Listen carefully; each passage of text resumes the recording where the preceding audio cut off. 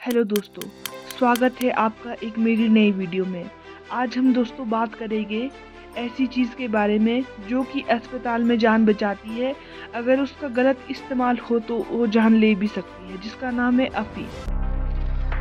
दोस्तों, अफीम यानी ओपियम एक नेचुरल प्रोडक्ट है जो कि पेपेवर सोमनीफेरम पॉपी प्लांट के लेटेक्स यानी रस से मिलता है। इसमें मेजर एल्कलॉइड्स होते हैं, मॉर्फिन जो सबसे इम्पोर्टेंट है, साथ में कोडिन और थियाविन।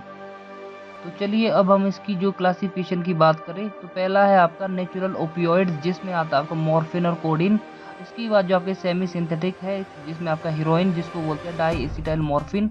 इसके बाद आपके सिंथेटिक कंपाउंड है जिसमें आपका फेनेंटेनाइल है और मिथाडोन है। अगर हम अफीम के पौधे की बात करें तो जब हम इस पौधे को काटते हैं तो इससे एक सफ़ेद दूध सा रस निकलता है जिसे सूख कर बन जाता है आपका अफीम। मतलब ये पूरी तरह से नेचुरल चीज़ है, लेकिन इसका असर बहुत पावरफुल होता है। तो चलो दोस्तों, अब हम बात करेंगे अफीम का हमारे शरीर पर क्या असर होता है। जब कोई अफीम या इससे बनी हुई दवा लेता है तो शरीर में काफ़ी सारे चेंजेस होते हैं, जैसे कि दर्द कम होता है, दिमाग शांत व स्लो हो जाता है, नींद आने लगती है, सांस धीरे धीरे हो जाती है।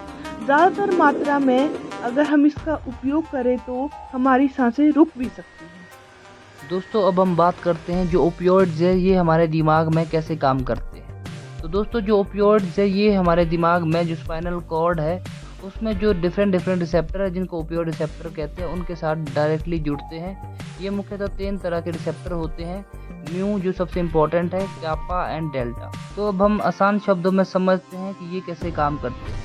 ओपियोइड ड्रग जैसे मॉर्फिन आपकी रिसेप्टर के साथ बाइंड करती है, जिससे कि जो दिमाग के अंदर जो सिग्नल है वो स्लो होने लगते हैं, और साथ में आपका जो कैल्शियम आयन है वो अंदर आना कम हो जाता है, और साथ में पोटेशियम आयन बाहर निकलना शुरू हो जाता है।